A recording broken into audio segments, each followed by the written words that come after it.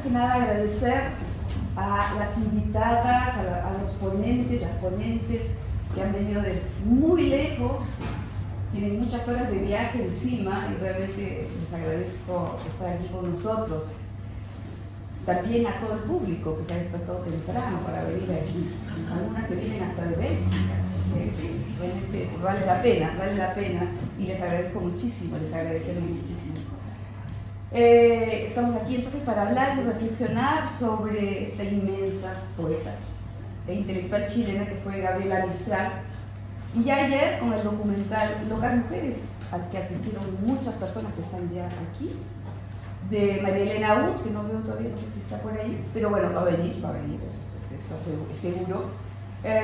Quien estuvo con nosotras y con nosotros y que abrió magníficamente este coloquio con su película y el diálogo que se entabló entre ella y el público y Mariana Bloch, presente también. Realmente tuvimos un valiosísimo anticipo de la rica personalidad de Gabriela Mistral, de su entorno afectivo y creativo.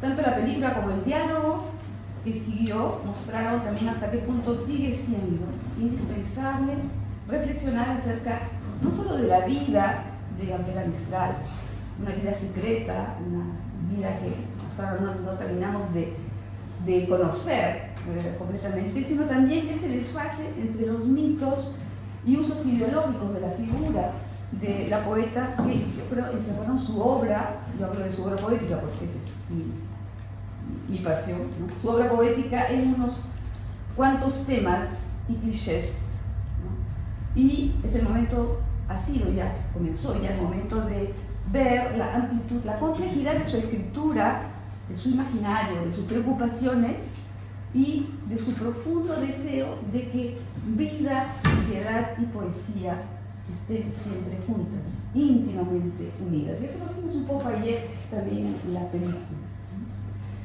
Entonces, estamos aquí para reconocer y conocer el valor de su obra, no solamente poética, también de su obra como pensadora y como figura pública, sus posiciones políticas también.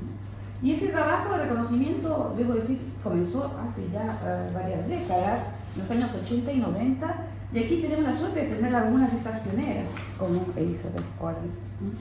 Y ese trabajo sigue con vigor hoy, ¿no? Y este coloquio tiene entonces esa intención de continuar con este trabajo, aprovechando la celebración de los 80 años del premio Nobel que recibió Mistral, primer Nobel de Literatura latinoamericano y una mujer, además, que más podemos pedir, nosotros, ¿no es cierto?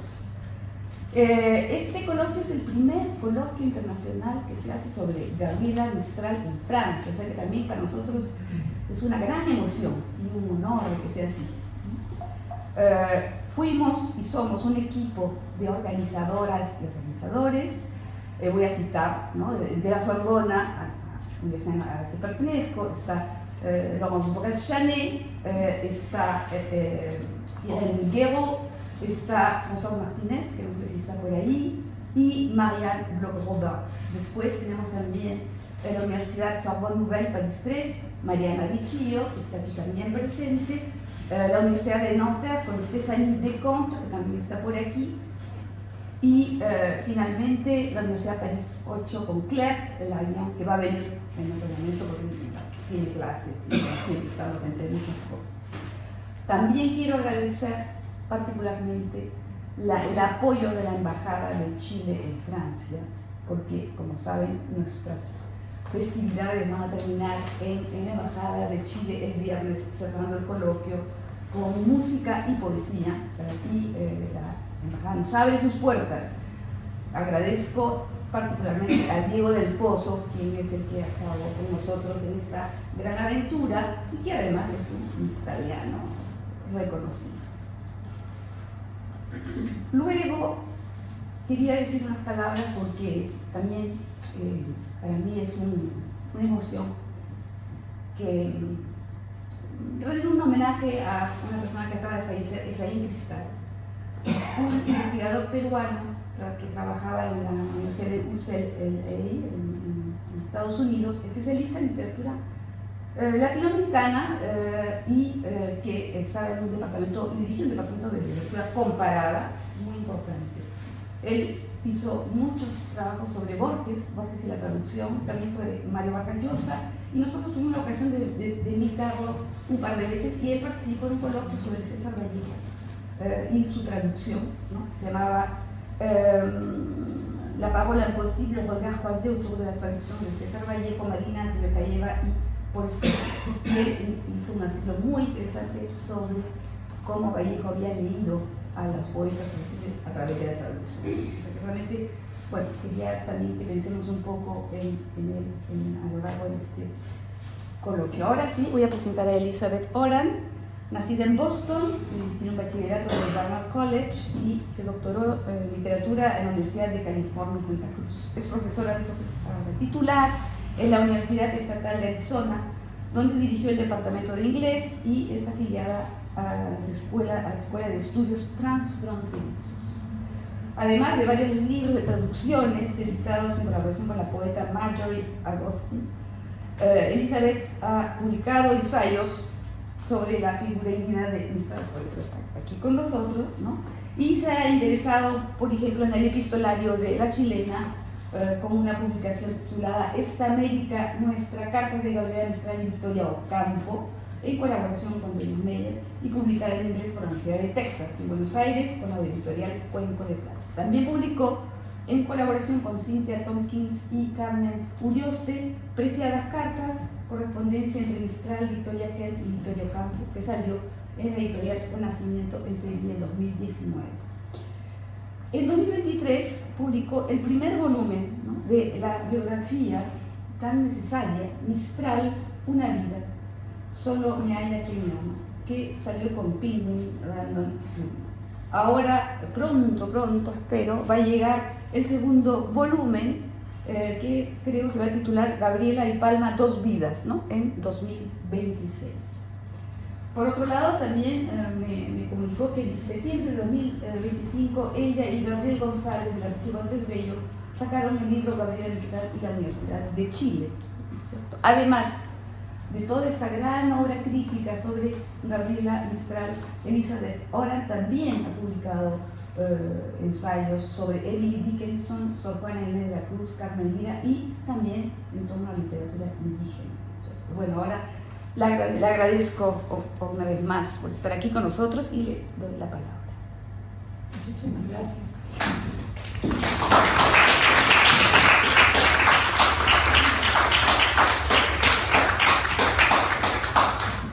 Muy linda la presentación, muchas gracias. Pues, cuando Ina Salazar me sugería algo biográfico como el tema de hoy, comencé a meditar en el título y esto me regalaba la oportunidad de volver a las poesías de Mistral que son inéditas o muy poco conocidas. Y yo siempre tengo esta política de andar por las poesías menos conocidas en vez de las que todo el mundo se repite ad nauseam. Ahí me topé con el poema que Luis Vargas Saavedra publicó en el Almácigo con el título Historia Loca.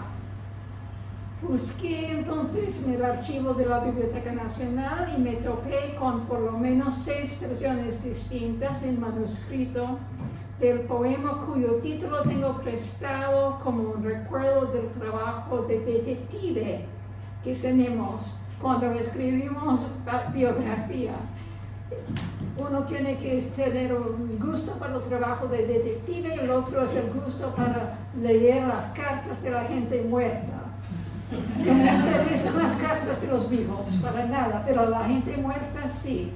Y la otra es que los muertos no conocen la vergüenza.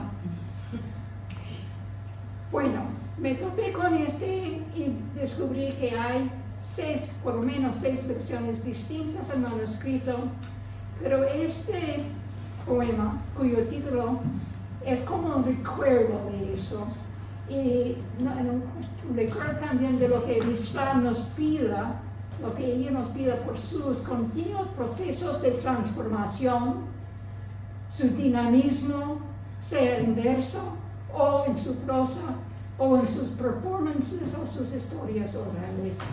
Siempre está cambiando. Entonces, en esas versiones diferentes encontré una que era parte de un libro que yo no sabía que existía. Siempre está hallando cosas nuevas. Que el crítico Alone hizo un libro que más tarde convirtió en el libro Lagar 2.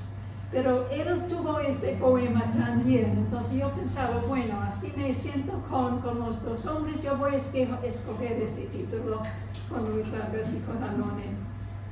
Y es parte de la colección que Alone iba a llamar, esa colección no iba a llamarlo Lagar 2, iba a llamarlo Electra en la niebla por la famosa poema del ciclo de poesías en que Mistral habla de las mujeres griegas.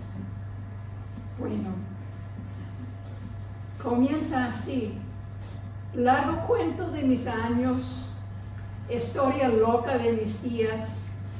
Si no la digo, no la creen, y contada sabia mentira. Voy a tratar hoy de nada del primer volumen, todo eso sería del volumen en que estoy trabajando ahora. Y voy citando: trabajar en el maestro y el trabajar en México fue para Gabriela Mistral una educación universitaria. Así explica José Joaquín Blanco, un biógrafo de Vasconcelos, pero con respecto al dinamismo que rodeaba a Vasconcelos en la época post-revolucionaria. Yo digo que no. Yo digo que México se la dio una educación de posgrado en el uso de los medios masivos, que Mistral ya había sacado el equivalente al bachillerato a lo largo de sus 18 años de participar en la prensa, a la vez que ella entraba en la jerarquía que regentaba las escuelas reinas en las primeras 2 décadas del siglo XX. Y ella debía los comienzos de su fama entre los escritores de México, debió su fama a Magallanes Maure, a Eduardo Barrios, a Pedro Prado y por supuesto Laura Rodríguez. Por supuesto, ella.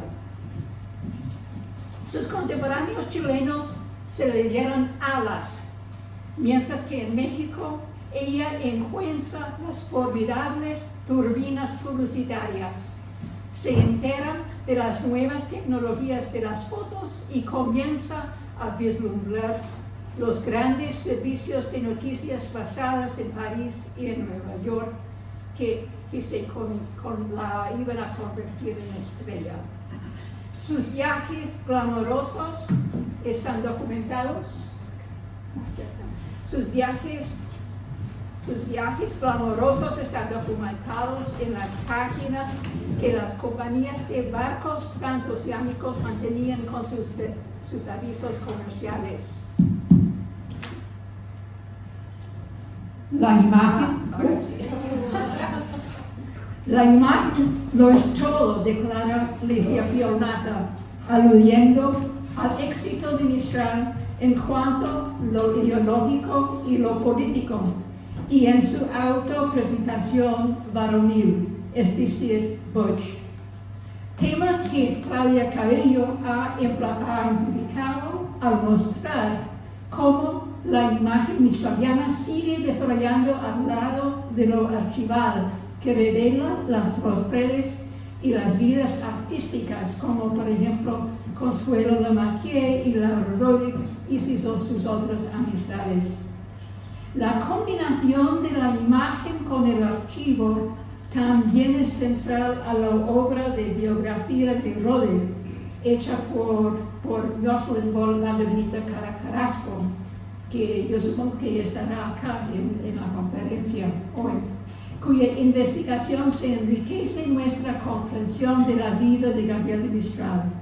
Y con el libro recién editado por Ignacio Sánchez y Sebastián Cotigny se abren varias alternativas al modelo hagiográfico de la vida de la santa que está predicada en el haber estado violentamente despojada de su incómoda y peligrosa sexualidad.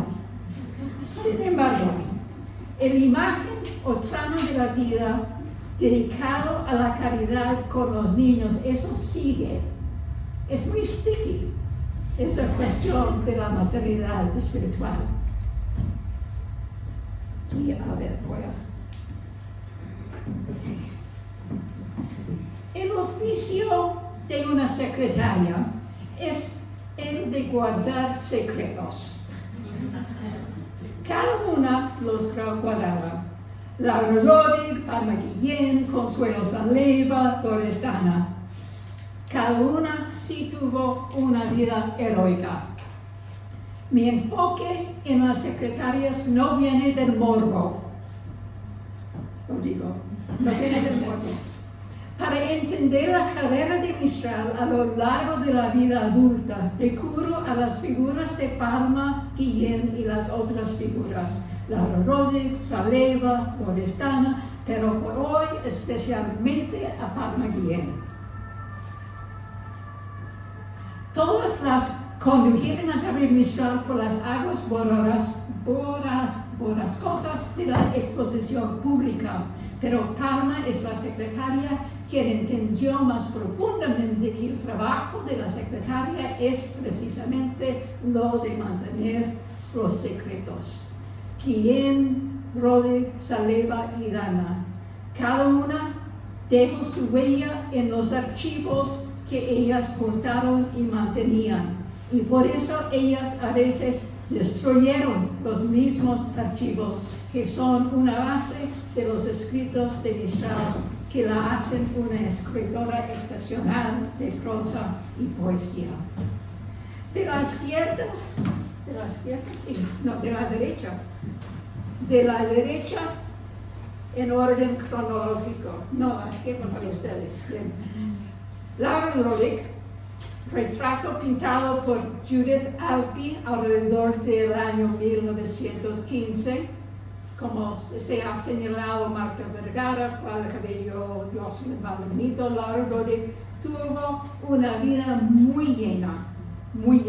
Enfrentó muchos desafíos, enfrentó con un coraje muy poco común. Era una mujer con mucho coraje.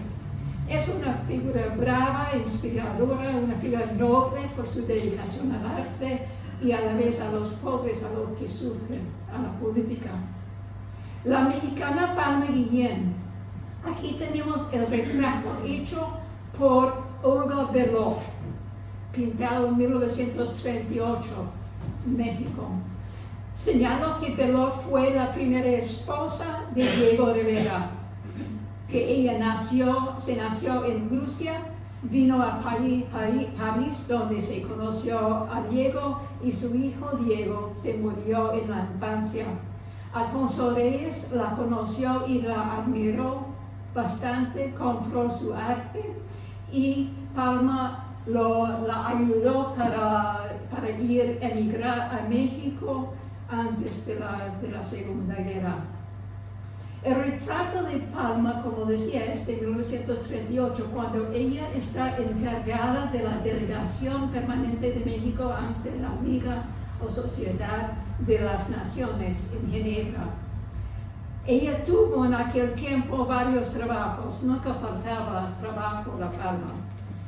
Ella su trabajo era reemplazando al jefe de la delegación, o sea, jefe interino sin el pago de ello, ¿no? A la misma vez era actuando como jefe reemplazando a Luis Nicolau, un grupo que se llama Holiday, grupo de republicanos que ayudaron a los republicanos de España a salir. También hizo todo eso en esa misma época. Entonces, Palma Palma hizo eso porque Luis Nicolau, quien fue antes, era un catalán político, profesor de griego y de latín, un hombre muy interesante, miembro del gabinete de Manuel Azaña, y por lo tanto estaba perseguido por su relación con los republicanos. Entonces, cuando Palma estaba reemplazándolo en Ginebra, él estaba en el custodio del Gestapo aquí en Francia por 8 meses. Estaba 2 veces bajo custodio de Nicolau y 2 veces que salió con la ayuda de Palma Guillén, que podía hacer eso. Estamos hablando de una mujer realmente extraordinaria. Hemos aquí hablado de Palma, en vez de retrato, o sea, su retrato, tarjeta de documento laboral de Connie Saliba, Consuelo Saliba, puertorriqueña. Y al final, donde está el retrato de las fotos Time Life, que es la agencia de fotos, no la revista. Y ella está enfrente del Catedral San Patricio en Nueva York, después de la primera de los 4 o 5 funerales que tuvo Gabriela Mistral. Y ella está en su role of a lifetime, digo, de la viuda literaria.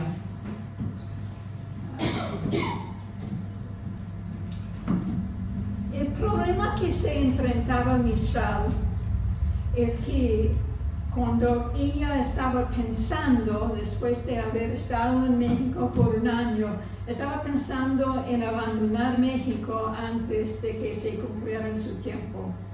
Estaba muy molesta por el asesinato de Pancho Villa, pero tenía un horror especial por la rebelión de la Huerta, y un miembro del gabinete de Obregón que se cambió, o sea, que trató de seguir la revolución, digamos, con la plata estadounidense. Recibió esta plata. El artículo, es interesante que Mistral publicó un artículo sobre eso, lo hizo muy poco después de comenzar la rebelión, y tiene una calma sobrenatural este artículo. Está como si está hablando de un camino en el parque. Pero sus cartas de este tiempo son muy nerviosos. Mi opinión es que este artículo es uno de varios que Palma Guillén escribió.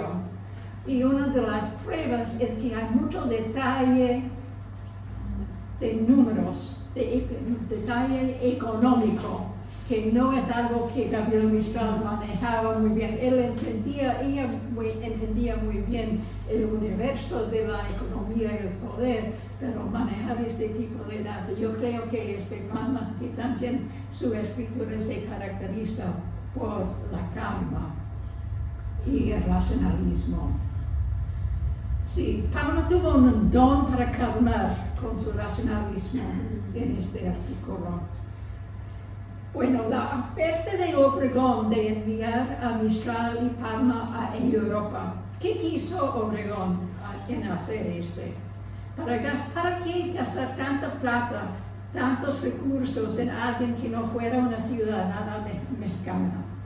Mistral ayudó mucho a México precisamente por no ser mexicana. O sea, ella tenía el estatus de amigo oficial de México. Hubo otros en este sitio. Pienso, por ejemplo, en su gran amigo, consejero político, el argentino Manuel Ugarte, un gran pensador antiimperialista que pensaba, enseñaba en la América Latina como unidad. Mistral y Ugarte fueron amigos y se ve en las cartas que él era como su consejero en algunos asuntos más bien estratégicos. Ella aprendió de él, y especialmente el concepto de giras de conferencias. Ella asistió a su primer gira de conferencias de UNERTE en 1917. En eso él promocionó la imagen de México como país progresista, país del futuro y del pasado. Ugarte fue también amiga de Palma, y este es el caso con la gran mayoría de los amigos diplomáticos de Mistral, que Palma y Mistral operaron como un conjunto. Laura, por el otro lado, entre las secretarias, es siempre un agente independiente, como se ve en sus escritos, en sus cartas, por ejemplo. Laura tuvo una relación con la conocida poeta mexicana María Enriqueta y hasta cierto punto con el esposo de Enriqueta, que era un historiador y ex diplomático, Carlos Pereira, cuyas alianzas políticas la llevaron al exilio permanente en Madrid. Y María Enriqueta ganó toda la plata que mantenía en la casa y todo con su poesía. Una relación interesante y sobre todo un asunto que Enriqueta y Rode se acomodaron muy bien y era muy obvio las cartas de manera que a él no le gustó a Rode para nada. La distancia entre Mistral y Rode crece cuando están en México. Laura quiere ir a Madrid para pintar y montar una exhibición. Mistral quiere evitar una relación con el gobierno de Primo de Rivera y por ello postergó y minimizó su presencia cuando estaba en España hasta que llegó a Madrid. Había entonces un grupo de 4 mujeres que cruzó de México a los Estados Unidos por Laredo y cada una tenía que declarar cuánta plata llevaba para que no convirtiera en una mendiga del Estado. Cada una de ellas, con la excepción de Anita Bustamante, que era una mexicana que viajaba con ellos, y Mistral mentía sobre su edad, sobre todo Palma y Laura, quitaron la edad, a veces en forma muy consistente, en el caso de Palma, en una forma nunca consistente en el caso de Laura.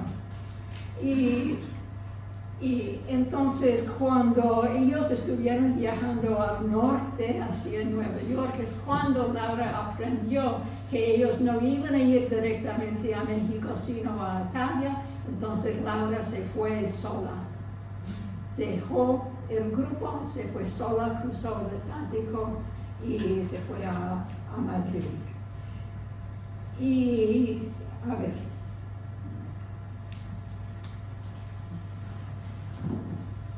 Yo pensaba, ¿qué es algo que la gente quiere conocer? Vamos a hablar de Guillén.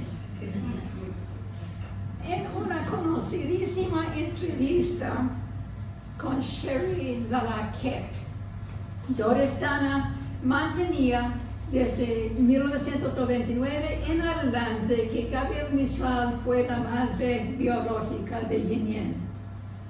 Seguramente para asegurar que los periódicos tuvieran ganancias para siempre.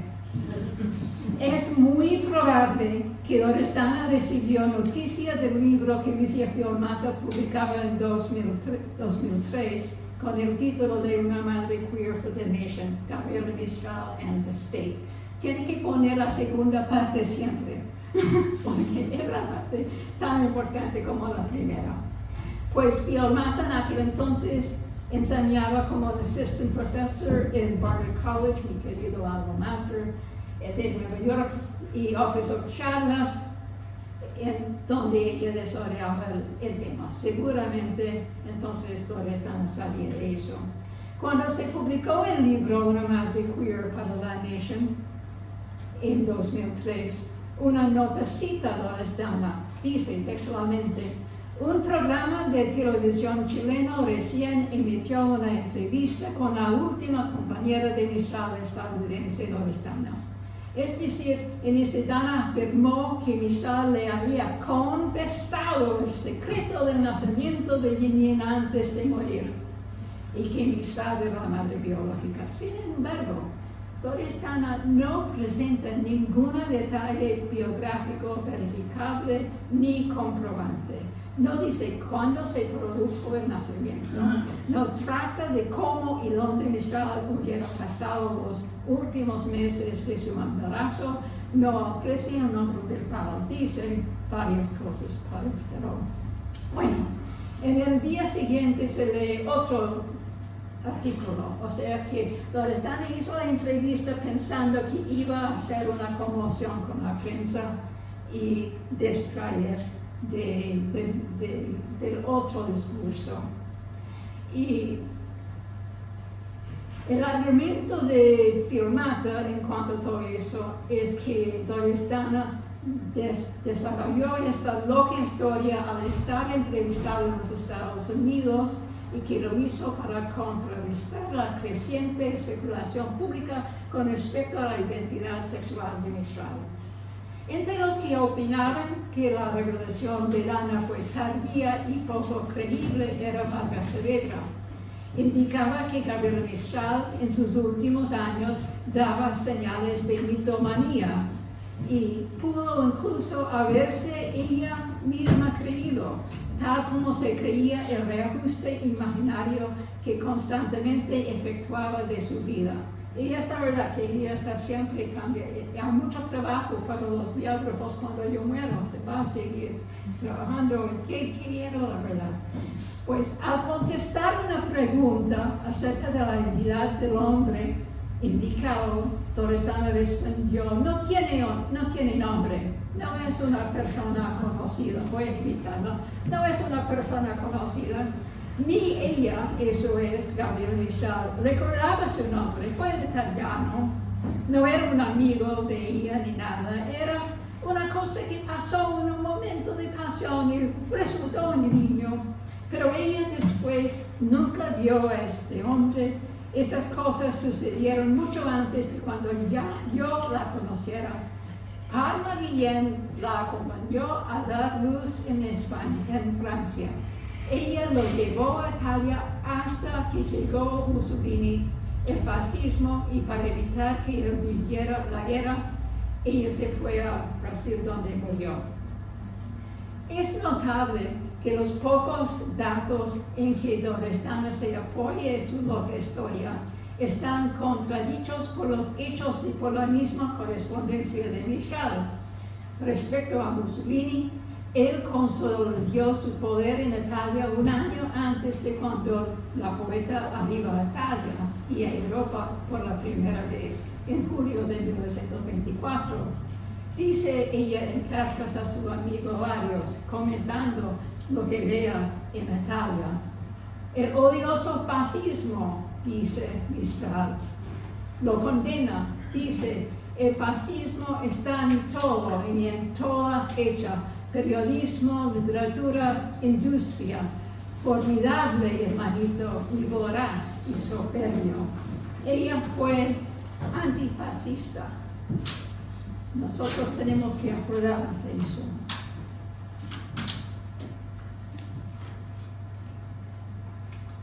También vigilaba tanto desde lo lejos como de cerca. Cuando ella veía esta foto de Time Life en frente de St. Patrick's, Palma le escribió y mandó una carta a Dorestana, fechada en el 8 de marzo de 1957, o sea, 36 días laborales después de los funerales.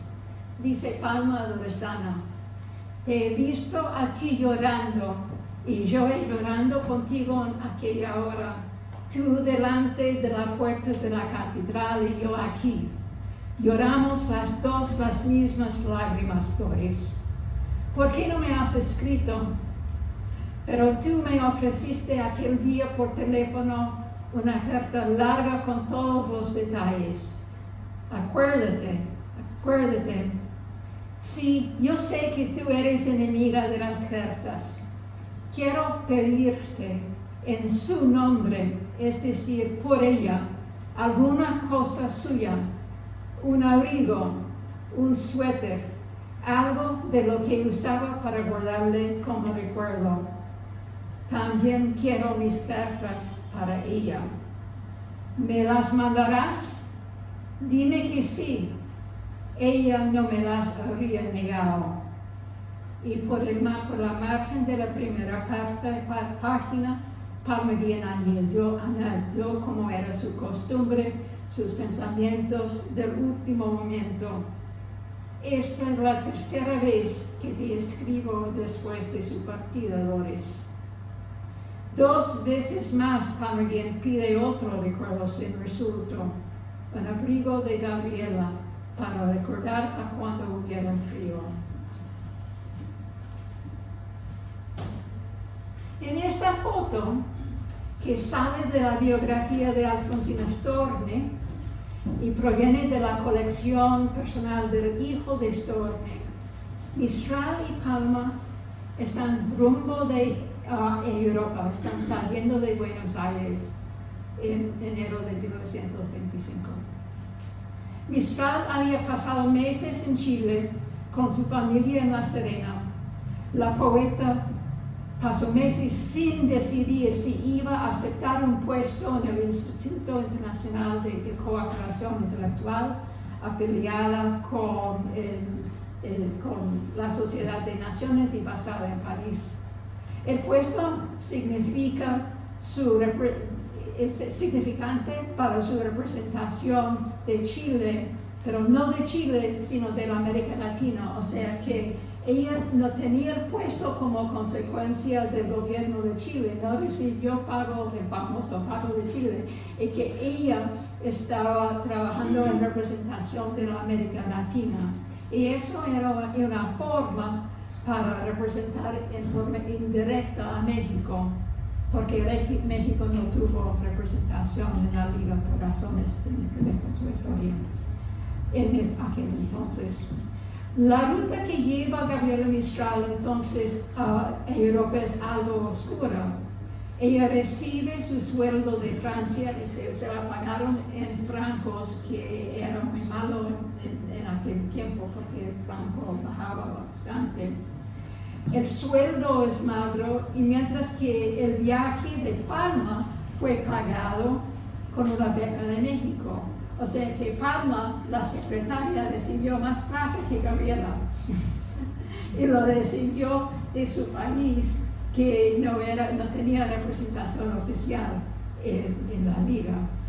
Y todo eso ocurrió porque tuvieron la ayuda de Alfonso Reyes, embajador de México en Francia, cuyo portafolio incluye mantener la influencia en la liga, sin la cual México tenía que entrar, y también negociar la deuda revolucionaria con los bancos franceses. El rol de Alfonso Reyes es muy importante porque es elemento diplomático tanto de Palma como de Mistral. Es una función muy importante. Y también Reyes se les presenta a ellos, a todos sus amigos. Él tenía el rol que Paulet Patut se llama el decano de los embajadores latinoamericanos, o la persona que tiene la embajada con más antigüedad se convierte en decano. Entonces él es el rector, digamos, de los embajadores latinoamericanos. Hay un grupo de cartas, pero antes de eso yo quiero preguntarles. En esta foto, lo curioso es lo no dicho. Yo pregunto en esta foto con Mistral y Storni, ¿Palma Guillén estaría embarazada?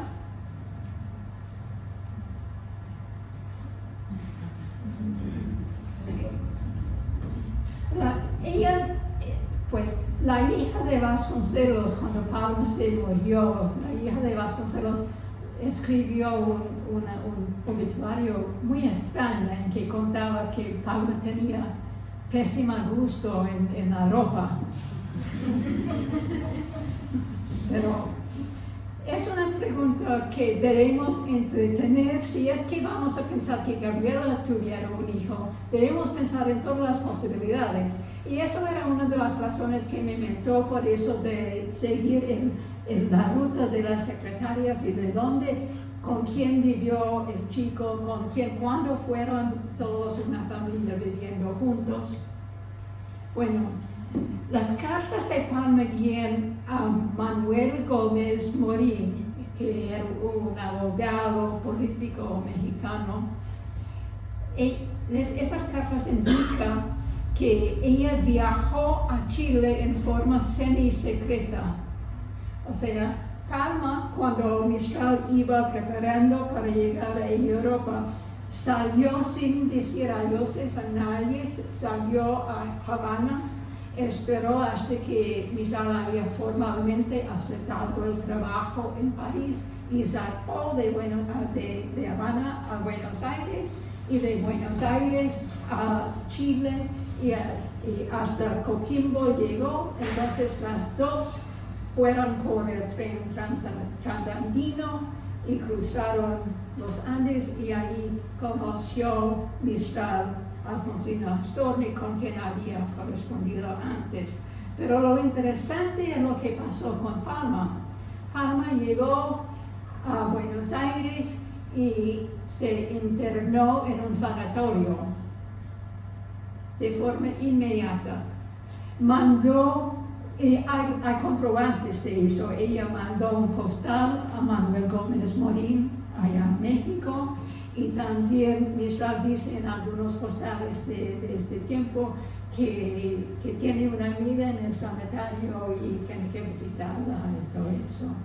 Entonces pasó todo este tiempo y Palma dice, muchos años más tarde, dice que sí, es muy agobiador estar con Gabriela porque hay fiestas todo el tiempo. Cuando yo estuve en Chile había tantas fiestas que yo tenía que internarme en un sanatorio para recuperar de las fiestas chilenas.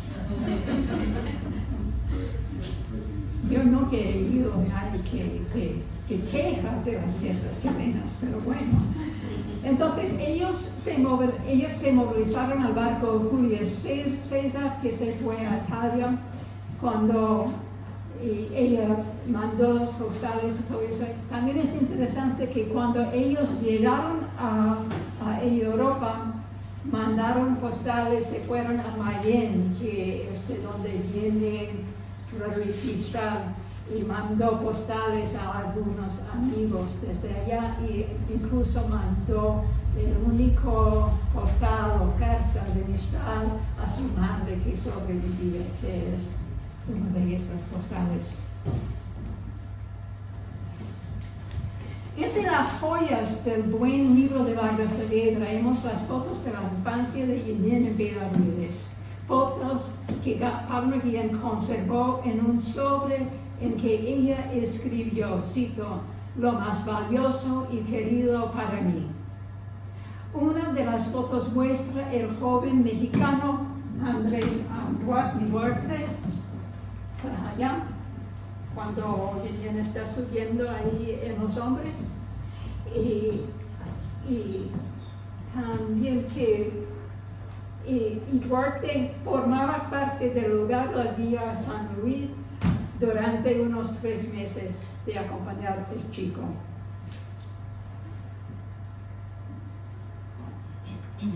Vemos otras fotos que representan el chico en la escuela, muy regimentada en Italia.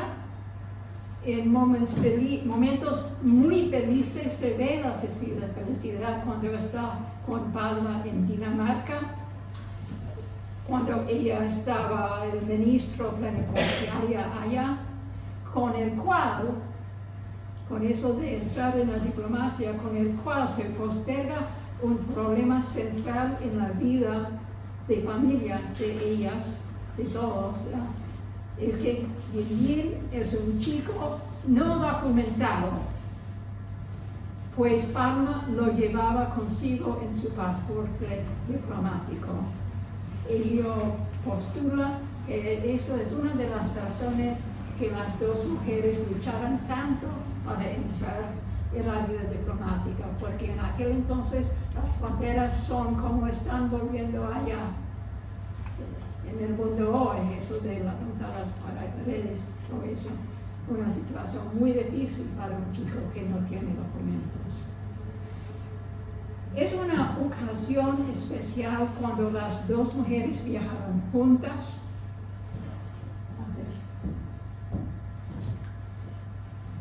Las dos mujeres viajaron juntas a Italia para volver a Madrid con Yin Yin y pueden vivir juntos. Meditamos en los días, meses, incluso años, cuando los tres no pudieron hacerlo. ¿Y por qué? ¿Por qué no pudieron vivir juntos? Porque él no podía cruzar fronteras fácilmente. Había un año entero cuando Mistral vivió en un cuarto por debajo del techo en el consulado de Madrid, que no tuvo cocina, mientras que Yin seguía viviendo en Italia, tal vez con su maestra, la señora Nati. Gabriela lo visitó, pero él no la acompañó a la vuelta a Madrid. Esta separación es un aspecto central en la vida del chico y de las dos mujeres quienes la cuidan y le pagan sus costos, que le mandan cartas y le visitan. Juan Miguel es un chico sin documentos válidos cuyos madres se han preocupado durante años por esa carencia.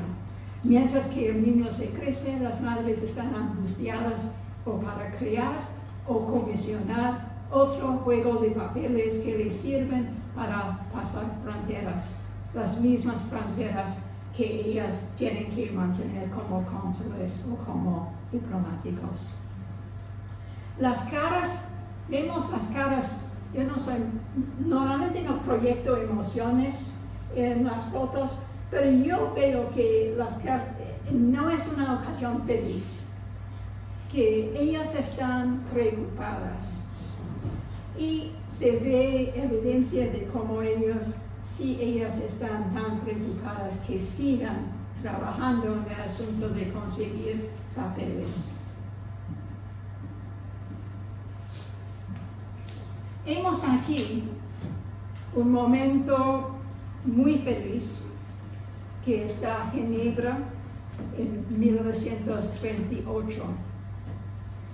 Hemos un grupo mayormente de catalanes que Carnegie se había rescatado recién del bombardeo de Barcelona en aquel año del 38, o sea, el último grupo de bombardeos de Barcelona. Ella viajó desde Ginebra a Barcelona con su auto privado, con placas diplomáticas, incluso muchas horas con los faros apagados, para no llamar atención de los aviones.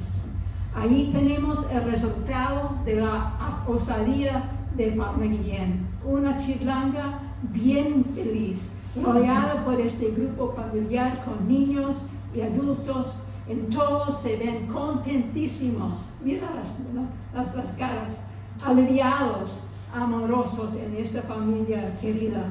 Sentimos la energía y la felicidad de Yin Yin. A su lado, su compañero Jorge Durán, así, Jorge Durán, y él está a su lado de Durán, Isidre Durán, el mejor amigo de Luis Nicolau, y enfrente la esposa de Durán, que es Rosa Nicolau, la hermana de Luis Nicolau, y en una cosa que es muy de Palma, la chica allá, ella es Marica Rivera. La bailarina Marica Rivera era hija de la rusa Marevna, no pronunció ruso muy bien, Marevna Borovostrelska y Diego Rivera, una relación que Diego sostuvo cuando él estaba casado con Olga Bello. Esta foto se ve la mirada de Palma, mirando directo a Yin Yin. La juxtaposición de las dos fotos Esta y lo que estaba de España centraliza en la preocupación de por venir como niños sin documentos, que era una calidad determinante en su vida, y yo creo que es central a la campaña que Mistral y Guillén se han mantenido desde 1929 en adelante para convertirse en diplomáticos. Hemos aquí, por un lado, Mistral con Francesca Prat y Guillén en Madrid en 1934. Pero el otro lado, Gabriel Mistral está en una reunión, tal vez en el Gran Consejo de Artes y Letras en Ginebra, donde la recibió poco después de la legislación en Chile que la hizo cónsul vitalicio de libre elección. Y yo creo que eso representa el verano de 1937. Es una etapa muy grande ascender de un puesto técnico part-time en el instituto a ser parte del Consejo de Artes y Letras. Ella estaba orgullosísima y se ve en sus cartas cuando dice, sí, Valerie está allá, no me gusté. Y tuvo mucho chisme, pero ella también es muy orgullosa que está haciendo lo mismo que hizo Marie Curie y que hizo Henri Bergson, que ella tiene sus favoritos y los nombra en sus cartas. A ver. Esta foto es de La Vanguardia, periódico de Barcelona, que lo publicó y que yo lo creo fechada en abril de 1938. Eso es Victoria Kent. Victoria Kent era la primera abogada que en España, también fue una de las 3 mujeres que se eligieron a las Cortes, y muy amiga de Mistral.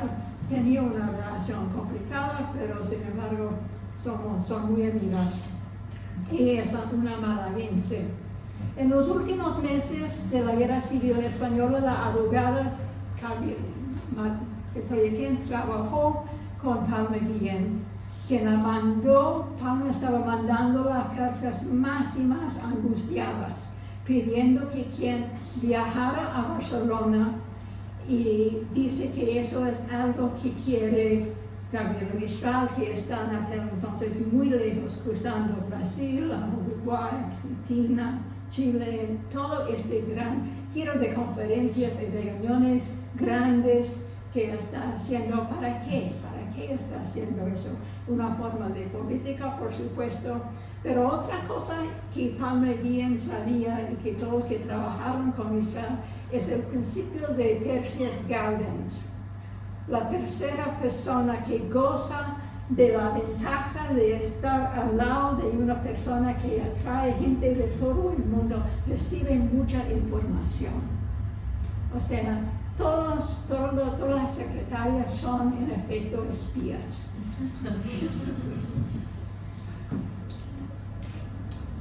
Entonces, última parte aquí es que Palma pidió a Victoria que se va a Barcelona para producir algunas alteraciones en el registro civil de Barcelona, donde se había inscrito en 1928 el nacimiento de un chico con el nombre Juan Carlos Miguel Muñoz Mendoza.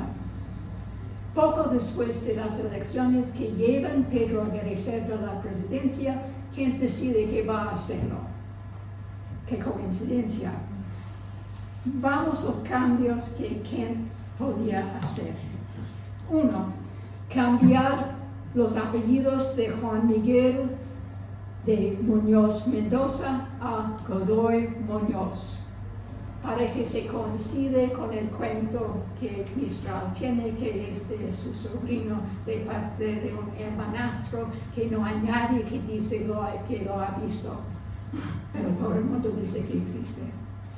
2. Anota en el segundo párrafo que el otro abogado con quien trabaja, que él indica sin firmar, que él no quiere garantizar lo que vean, que el cambio de nombre no pudiera ser legal en Francia, por ejemplo, así dice. vamos a verlos un poco más. Esta es otra parte de la página que corresponde al chico en el registro civil de Barcelona. Observa que en 29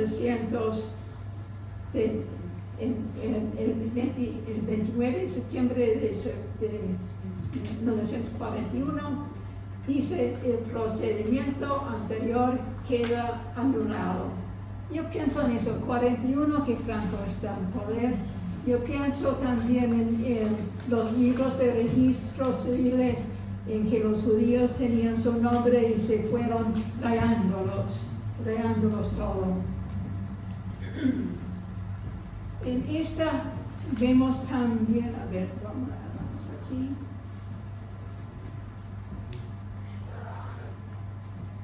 La nota del otro abogado a Kent, que vimos antes, quien lo cuidó en sus archivos, muestra cómo la historia de Juan Miguel Godoy se veía en 2009, cuando yo podía conseguir esta copia del registro. Pablo Guillén y Luis Nicolau Dorwer se casaron en septiembre de 1946. Pasaron su luna de miel en el Rencero, en las afueras de Veracruz, donde Mistral viviría por un rato en 1949. Nicolau sirve de embajador de la República Española en el exilio durante unos años, hasta que tiene que cerrar la oficina por falta de fondos. En esta foto, Nicolau y Guillén están en Panamá. El año serían 49 o 50 antes de cuando los Estados Unidos decidió que iban a reconocer el gobierno de Franco en España. Nicolau se murió sin volver a su término. Era un gran catalán. Hizo mucho para Barcelona. Les agradezco por haber escuchado entonces esta historia loca que estoy armando de las rompecabezas de las cartas, y espero que tengan preguntas. Si la pregunta es quién es el padre del chico, digo que no sé, tampoco lo sé, pero yo sé que tuvo dos madres y debemos pensar en eso. Y les agradezco entonces por